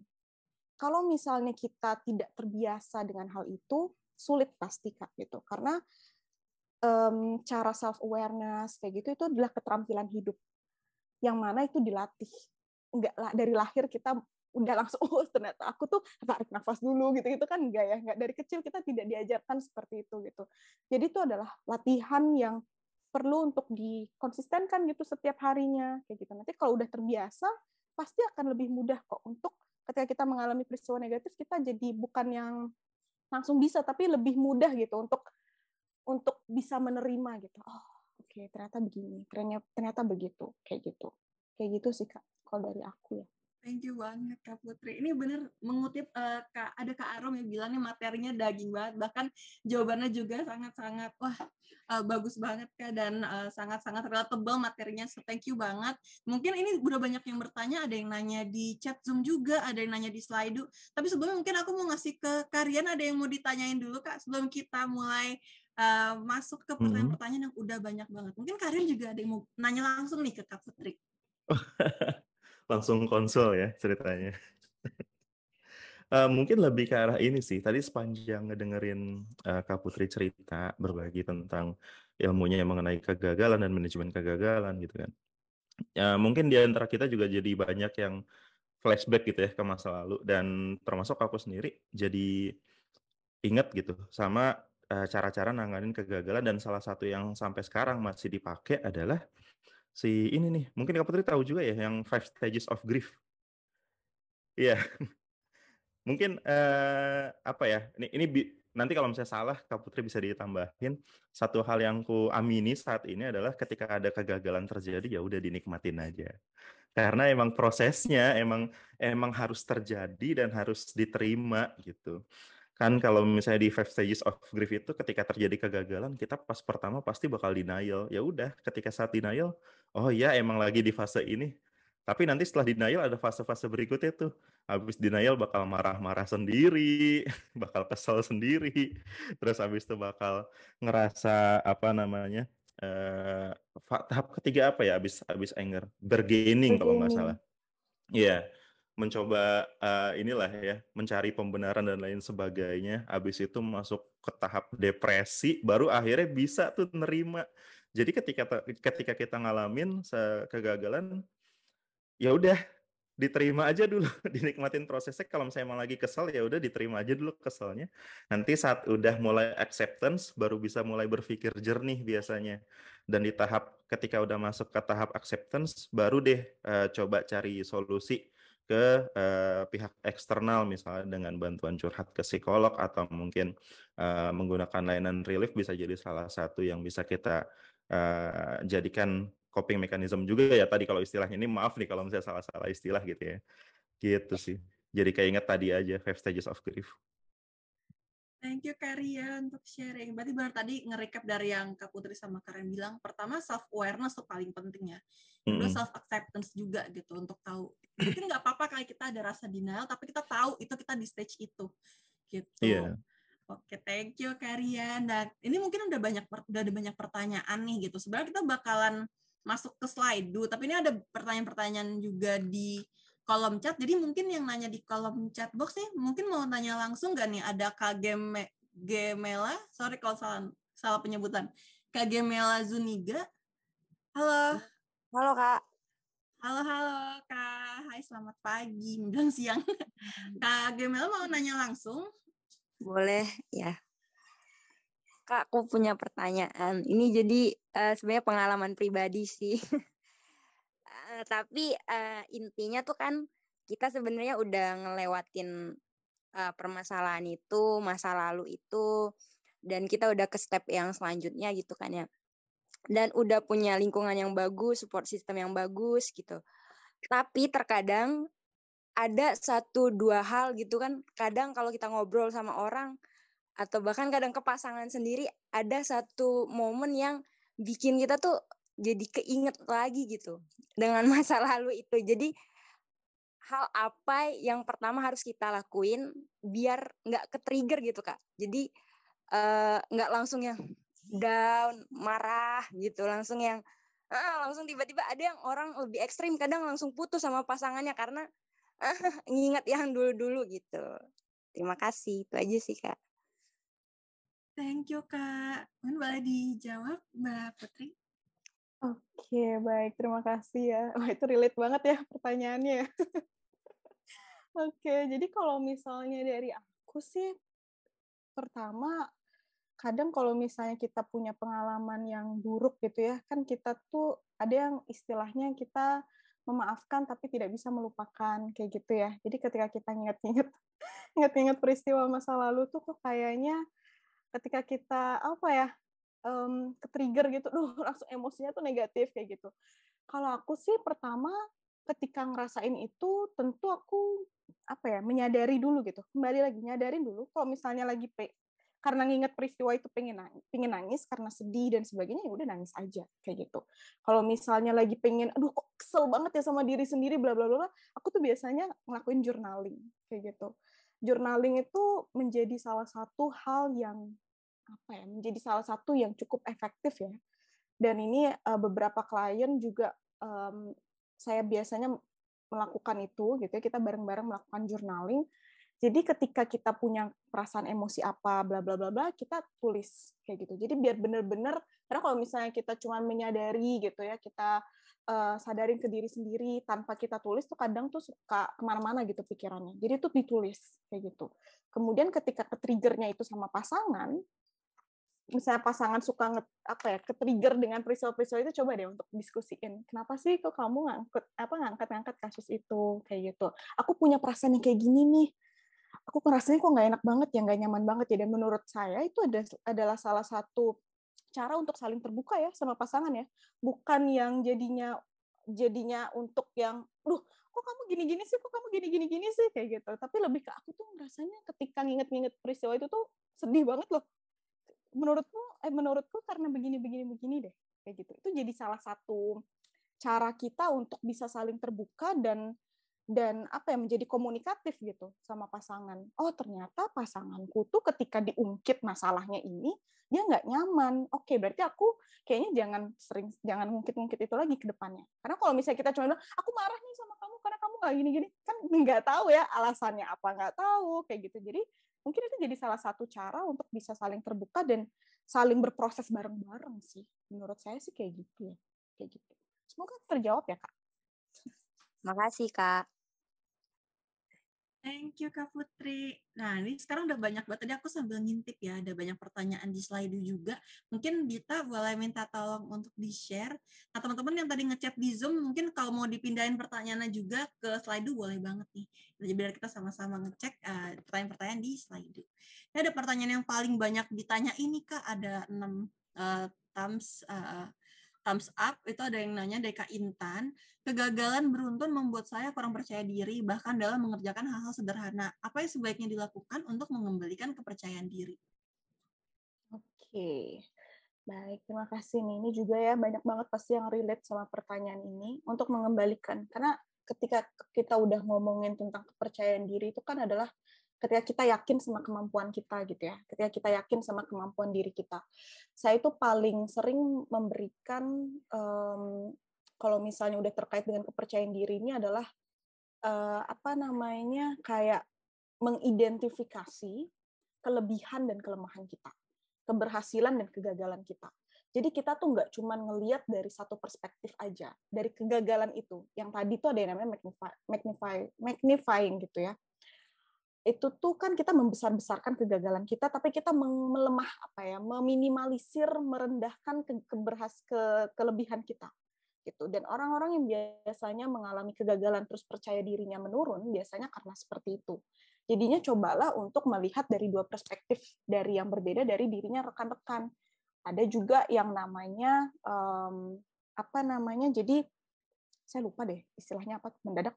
Ada yang jadi kita tuh ada kayak istilah gitu ya.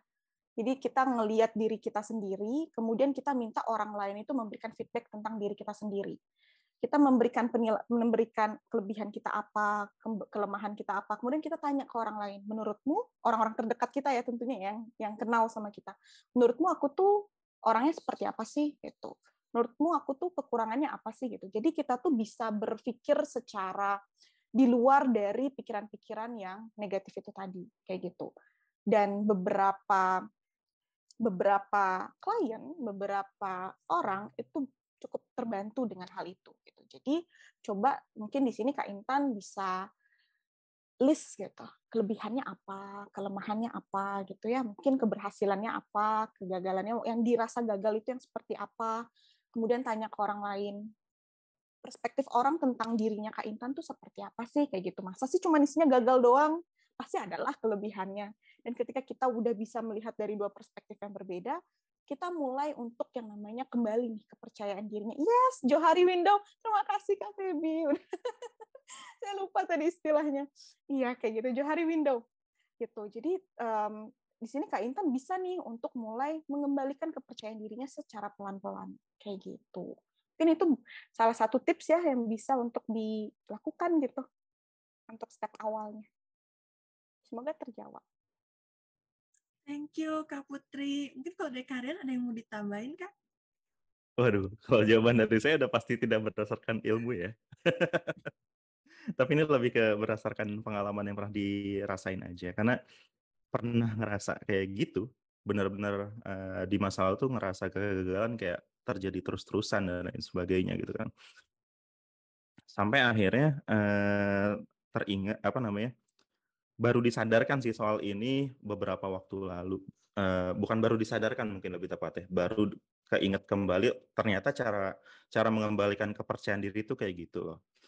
Teman-teman di sini ada yang nonton Jujutsu Kaisen Zero nggak? Ada nggak? Coba tulis di kolom komen. Ada yang nonton nggak Jujutsu Kaisen Zero yang ada di bioskop sekarang? Itu tentang apa Kak? Iya, itu tentang sekolah yang belajar ilmu kutukan, intinya kayak gitu. Tapi ada satu tokoh menarik di sana, namanya Yuta, Yuta Okotsu. Nah, dia itu dari kecil sampai sekarang, sampai dewasa tuh dibully gitu terus-terusan. Terus dia juga selalu ngerasa gagal dengan dirinya dan lain sebagainya gitu kan. Sampai satu ketika salah satu rekannya tuh bilang, rekan atau gurunya dia bilang, ya cara lu bisa ngebalikin kepercayaan diri adalah dengan berhasil dalam satu hal yang besar.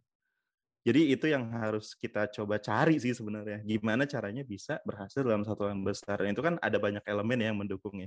Ada banyak elemen yang perlu disiapkan juga. Salah satunya yang paling penting adalah lingkungan yang mendukung. Lingkungan yang memang mau memberikan kita cukup ruang untuk menguji coba berbagai macam hal hingga akhirnya merasakan satu buah keberhasilan.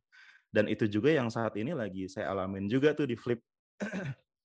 Jadi ketika benar-benar ada banyak kegagalan yang dilakuin, tapi justru nggak dibuat berhenti gitu untuk mencoba sesuatu.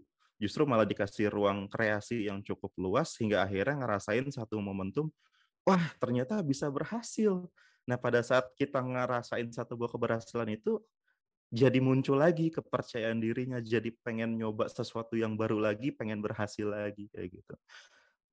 Jadinya kayak yang tadi sempat dibilang sih ya ditambah ketika kita porsi gagalnya cukup banyak untuk mengambilkan kepercayaan diri berarti menambah porsi keberhasilan. Dan untuk bisa menambah porsi keberhasilan emang nggak bisa berjuang sendirian, harus didukung juga sih sama lingkungan sekitar.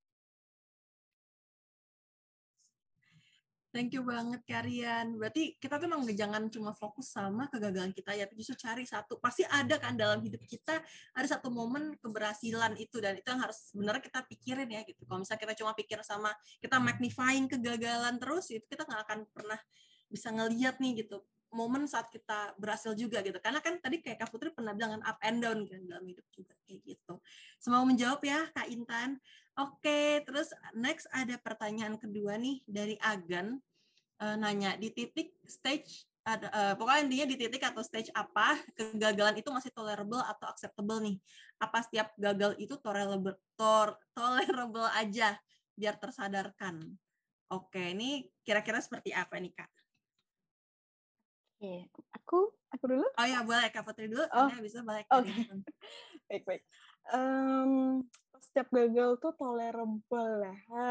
Kalau dari saya sih mungkin tolerable tuh apa ya, sangat subjektif ya, karena kembali lagi kegagalan itu kan sangat subjektif, tergantung rekan-rekan itu melihat kegagalan itu yang seperti apa. Ada yang menganggap bahwa kayak mungkin ada beberapa kasus ya, salah satunya itu saya ketemu klien, dia gagal masuk kedokteran, kemudian dia itu benar-benar yang depressed banget. Kenapa dia menganggap itu sebagai kegagalan yang ultimatum gitu ya? Karena orang tuanya itu sangat berharap tinggi gitu. Jadinya kalau dari saya sih tolerable atau tidak itu tergantung dari rekan-rekan sendiri, memandang peristiwa itu yang seperti apa. Karena kembali lagi gitu ya, tadi Karian mengatakan bahwa ada kegagalan itu kan kadang ada yang berdasarkan dari standar dari luar kayak gitu. Tapi kalau misalnya kita hanya memfokuskan sama standar dari luar, kita tidak menanyakan lagi ke diri sendiri, karena beberapa yang waktu lalu itu klien saya itu waktu saya tanyakan lagi, saya gali lebih dalam lagi, ternyata kedokteran itu bukan keinginannya dia kayak gitu, bukan keinginannya klien saya, tapi hanya untuk membahagiakan orang tuanya. Makanya dia benar-benar yang pokoknya aku harus dapat kedokteran kayak gitu.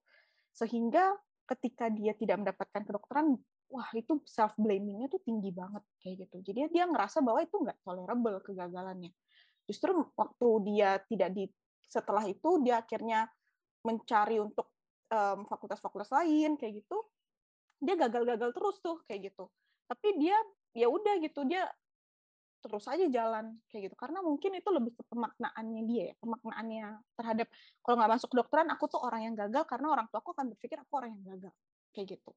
Jadi apakah itu tolerable atau tidak sih menurut saya sangat subjektif keagan gitu, sangat subjektif dan sangat sangat personal gitu ininya. Jadi kalau misalnya rekan-rekan di sini tanya, menurut kamu kalau aku gagal tidak masuk flip, aku orang yang gagal bukan? Kan setiap orang pasti beda-beda ya.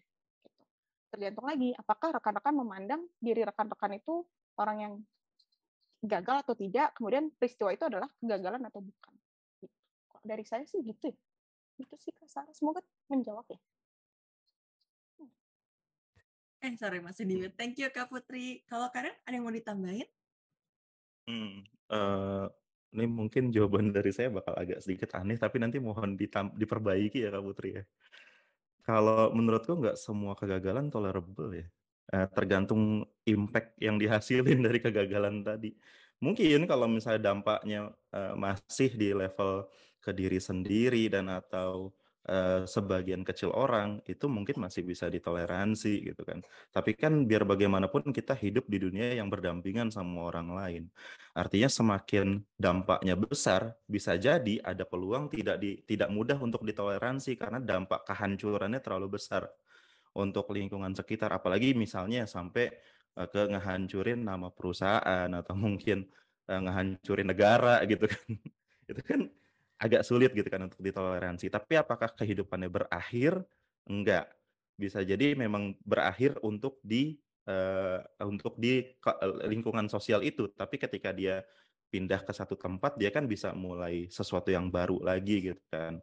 Tapi kabar baiknya adalah dia jadi belajar juga kan dari satu buah kegagalan yang mungkin tidak bisa ditoleransi oleh circle yang sebelumnya, tapi di circle baru dia belajar dari kesalahan yang tadi dan tidak mengulanginya lagi gitu. Perspektif yang menarik juga nih. Thank you Karian dan juga tadi Kak Putri, thank you jawabannya. Ada pertanyaan yang menarik lagi nih dari Kak Muhammad Ilham Musyafa. Nih, ini mungkin relate sama kita yang mungkin secara audiens di sini lumayan masalah kategori muda-muda nih ya. Gitu. Katanya Kak, kalau masih muda itu waktu yang tepat untuk menghabiskan jatah gagal. Nah, gimana sih kita bisa survive dalam menghadapi jatah gagal tersebut selagi masih muda? Oke, urutannya sama nih, bisa Kak Putri dulu baru Karian. Kayaknya kalau biar lebih bagus dari aku dulu aja, Sar. Boleh Karian. Soalnya gini, nanti dari sisi Kak Putri yang ngebenerin kalau misalnya ada yang salah. Gitu. Oke, Karian. Siap. Iya Silakan ya. Karian.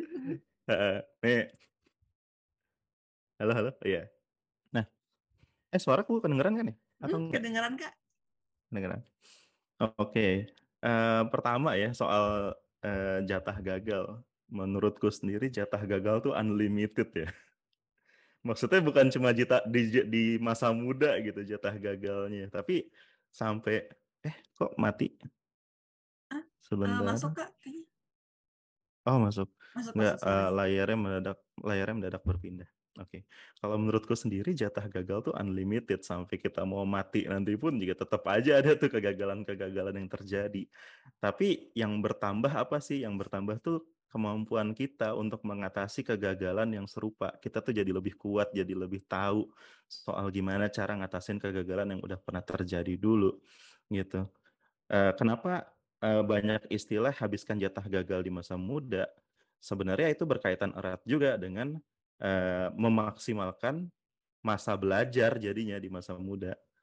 Kan ketika kita banyak gagal di masa muda, artinya kita jadi belajar banyak hal juga, sehingga kita bisa naik level. Dan gagalnya pun nanti di setiap level kan bakal berbeda ya. Kayak nggak mungkin lah kita di apa namanya di umur 30 tahun nangis gara-gara nggak bisa ngitung 2 kali 3 gitu. Itu kan kayak udah beda level banget gitu. Tapi pas waktu kecil kita bisa nangis abis-abisan tuh gara-gara matematika nggak dapat 10 dan lain sebagainya gitu. Jadi sebenarnya bukan ngehabisin jatah gagal kalau menurutku, tapi lebih ke arah memaksimalkan masa belajar. Karena kan nggak ada yang, kalau buatku sendiri tuh nggak ada yang namanya, apa sih istilahnya ya? Eh, eh, eh, eh, eh, aduh lupa lagi, tadi pengen keren-kerenan malah lupa. Intinya intinya mah kalau habis gagal kita tuh jadi belajar gitu, dan ketika semakin bertambah usianya jadi semakin bijak juga dalam menyikapi berbagai macam permasalahan yang ada dan juga jadi bisa meminimalisasi kegagalannya gitu. Wah, thank you Karian. Belajar dari kegagalan ya, justru bukan lebih fokus ke ngabisin jatahnya, tapi lebih ke belajarnya. Nah, kalau dari Kak Putri gimana nih Kak tanggapannya? Setuju. Kegagalan tuh unlimited ya, tidak terbatas gitu. Karena kayak mungkin karena Maxwell bilang juga kalau misalnya failure itu ya udah sampai akhir hayat kita gitu. Kita akan mengalami berbagai kesulitan dan kegagalan. Kalau misalnya kita menghadapi ketika masih muda itu kan kita energinya masih banyak gitu ya. Mungkin bukan menghabiskan kuotanya sih, tapi lebih ke benar tadi sih memaksimalkan bagaimana kita itu bisa trial and error itu tadi gitu. Karena kalau misalnya sudah berusianya sudah lebih lanjut gitu kan, energi kita juga semakin menurun kayak gitu. Kemudian kalau misalnya secara psikologi itu ada yang namanya crystallized thinking gitu ya. Jadi ketika kita udah berusia lanjut, cara kita belajar suatu hal yang baru tuh juga kemampuan berpikir kita tuh sudah menurun kayak gitu. Jadinya akan sedikit sulit kita untuk bisa bisa mencoba berbagai banyak hal baru kayak gitu. Tapi ketika kita masih muda, kemampuan belajar kita kan sangat berkembang pesat gitu ya. Kita bisa mudah, bahkan kayak sekarang teknologi kita cepet banget gitu belajarnya. Belajar teknologi, misalnya belajar hal-hal baru yang ada di zaman sekarang kayak gitu. Kayak gitu sih, mungkin lebih ke memaksimalkan kemampuan kita di usia muda, memaksimalkan energi kita kayak gitu. Tapi kalau misalnya kuota gagal itu ya unlimited ya rekan-rekan ya sifatnya. Gitu sih kalau dari aku. Semoga terjawab. Mau terjawab Kak Ilham ya. Jadi emang kegagalan itu kan karena berproses ya Kak. Kan hidup itu proses. Jadi pasti ada up and down, selalu ada gagal. Oke, sip. Mungkin ini ada pertanyaan yang mungkin yesterday afternoon chat anak kemarin sore itu bisa jawab sama Kak Putri. Nanti pertanyaan Kak Rizky ini spesifik ke Karian gitu. Jadi bisa anak kemarin sore ya dalam bahasa Inggris sih bertanya kalau yesterday afternoon chat itu kalau tiap merasa gagal, bounce back-nya itu biasanya luar biasa, Kak. Malah bisa achieve banyak hal. Nah, pertanyaannya apakah memang kita harus gagal dulu untuk bisa berhasil, Kak? Mungkin Kak Putri? Oke, kalau misalnya seperti ini sih terkait dengan hal ini ya, kita tuh sebenarnya itu udah mengalami jatuh bangun tuh sebenarnya udah dari kecil. Kalau misalnya kita refleksi lagi ya ke zaman dulu, bahkan ketika kita masih kecil, rekan-rekan masih ingat ya ketika kita lagi belajar jalan gitu kan, kita belajar jalan, kita merangkak dulu belajar jalan, kita jatuh lagi, kita bangun lagi. Kita belajar jalan, kita jatuh, kita bangun lagi, kayak gitu. Bukan yang harus gagal dulu sih, tapi sebenarnya lebih kepada bounce back-nya itu lebih karena apakah kita bisa yang pertama, kalau dari saya melihat target kita tuh di mana.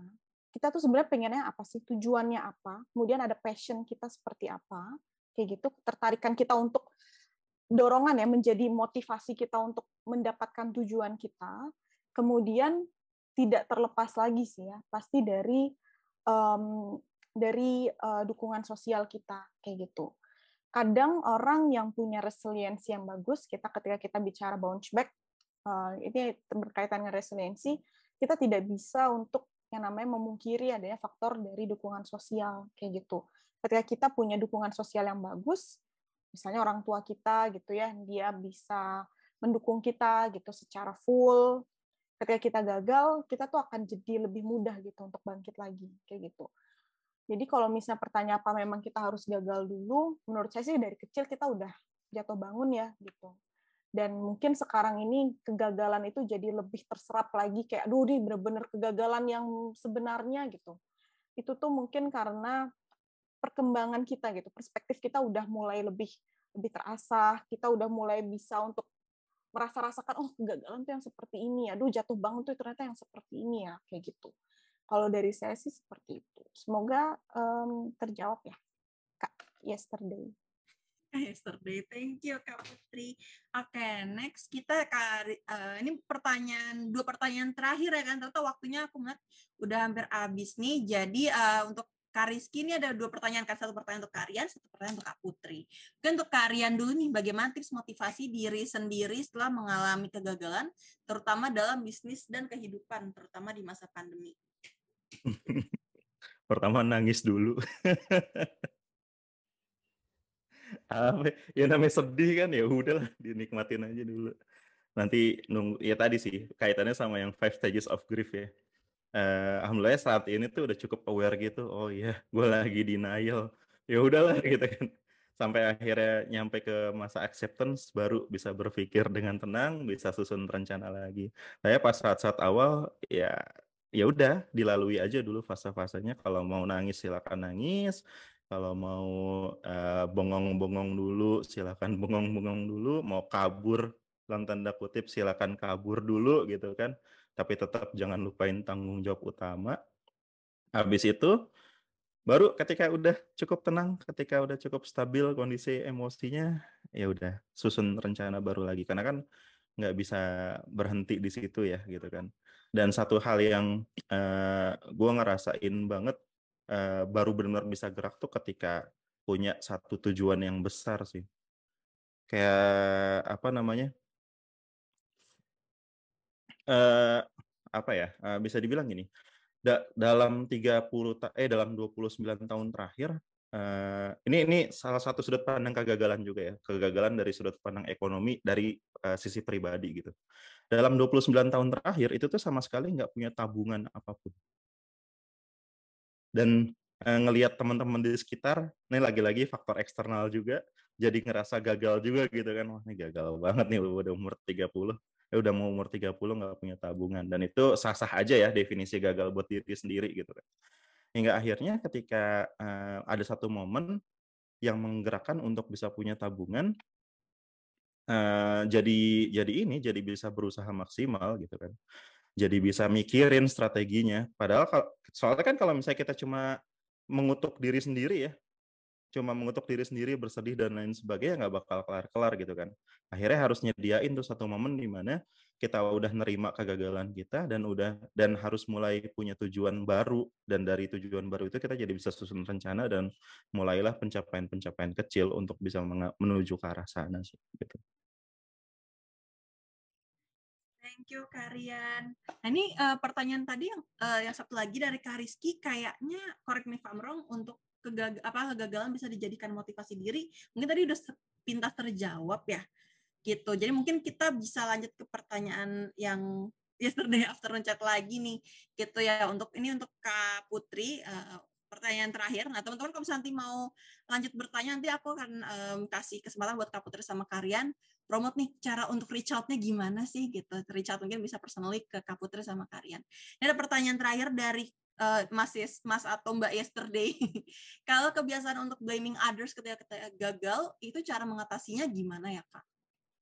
Oke, ini berkaitan ya sama yang tadi ya, locus of control yang eksternal itu tadi gitu, bahwa ketika kita mengalami keterpurukan, kita tuh fokusnya tuh ke luar dari diri kita sendiri. Kita tuh perlu sadar gitu ya, bahwa di setiap peristiwa, setiap mungkin keterpurukan, kegagalan itu sebenarnya kan tidak mungkin hanya dari satu faktor. Pasti dari berbagai faktor gitu, multifaktor kayak gitu. Entah mungkin ada faktor dari orang lain, entah dari faktor dari diri sendiri, mungkin dari faktor dari ketidakberuntungan juga kayak gitu. Banyak banget faktor-faktornya gitu. Tapi yang perlu kita sadari adalah apa ya yang bisa kita kendalikan.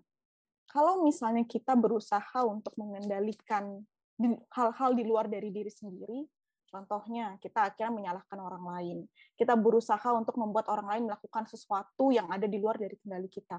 Tentu kan itu kan sangat mungkin sulit ya untuk dilakukan gitu, bahkan mungkin mustahil untuk dilakukan kayak gitu.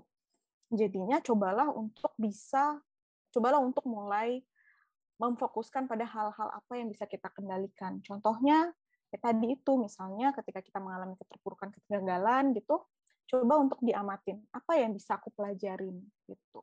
Misalnya ada faktor dari orang lain, orang tua yang tidak memberikan dukungan atau apapun itu, kemudian apa nih yang bisa kita lakukan? Mungkin kita kalau misalnya orang tua tidak memberikan tidak memberikan akses gitu, misalnya kita bisa cari akses kemana. Misalnya mereka tidak memberikan akses, kalau misalnya kamu mau kerja merantau, mama tidak akan memberikan dukungan finansial, misalnya kayak gitu. Oke, gimana caranya supaya kita bisa mendapatkan persetujuan, tapi kita juga tetap bisa untuk mendapatkan tujuan kita, target kita, kayak gitu. Dan itu kita harus fokus sama hal-hal yang ada pada diri sendiri. Usaha apa yang bisa kita lakukan. Kemudian apa aja yang bisa kita kontrol. Karena kalau misalnya secara psikologis, apa yang bisa kita kontrol itu perilaku kita, pikiran kita, keputusan kita, kemudian perasaan kita gitu ya. Kemudian apa yang kita anggap target kita, tujuan kita, kayak gitu. Jadinya kalau misalnya untuk mengatasi supaya tidak blaming others, cobalah untuk lebih fokusin sama hal-hal apa yang bisa kita lakukan sih. Fokusnya ada di diri sendiri. Gitu. Semoga terjawab ya, Kak Yesterday. Thank you Kak Putri, semoga menjawab ya Mas atau Mbak Yesterday Afternoon Child. Thank you Kak Rian. Dan itu tadi kita emang sesi terakhir dari Q&A-nya, tapi nanti aku masih ada satu pengumuman menarik lagi nih. Tapi sambil kita ganti screen, mungkin mau tanya nih ke Kak Putri sama Kak Rian, kira-kira untuk mungkin ada yang di sini ada yang mungkin belum terjawab pertanyaannya, mungkin bisa reach out kemana nih, dan mungkin ada closing statement dari Kak Putri sama Kak Rian. Sambil kita mau share satu screen terakhir. Boleh dari Kak Putri dulu, terus Karian. Oke, terima kasih. Mungkin kalau dari aku sih, kalau terkait dengan closing statement, kita perlu untuk punya mindset gitu ya, bahwa kegagalan itu bukanlah akhir dari suatu hal, kayak gitu. Kegagalan, keberhasilan, kayak gitu. Tapi cobalah untuk fokuskan kepada proses-prosesnya, kayak gitu. Proses-proses apa sih yang bisa kita ambil, yang bisa kita pelajarin dari kegagalan atau keberhasilan yang kita dapatkan di kehidupan ini, kayak gitu. Karena kalau misalnya kita hanya memfokuskan pada aku gagal nih dalam hal ini, aku berhasil di bagian ini, tapi kita lupa sama proses-prosesnya, itu juga akan membuat kita itu jadi terkadang mengarah pada berbagai permasalahan psikologis gitu. Kita jadi cenderung depresi, kita jadi cenderung cemas, kita takut untuk melangkah lagi, kayak gitu. Jadi fokuskan pada prosesnya, dan ingatlah bahwa hidup itu ya ups and down, rekan-rekan, gitu ya. Ketika nanti rekan-rekan terjatuh, ingat lagi untuk bangkit lagi, kayak gitu. Mungkin dari aku gitu closing statement-nya. Terima kasih Kak Sarah. Thank you. Kalau Karian? Oke, saya jawab dari sudut pandang anak konten ya.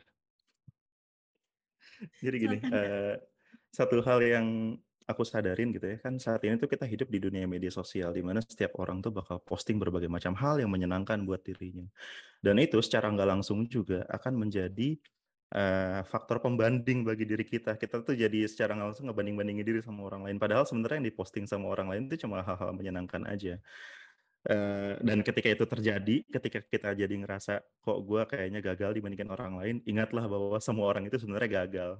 Cuma mereka memilih untuk tidak menunjukkannya aja di media sosial. Jadi stop ngebanding-bandingin diri, soalnya ngebanding-bandingin diri itu cuma bakal ngebawa kita ke dalam rasa yang tidak nyaman dari hari ke harinya. Itu aja sih.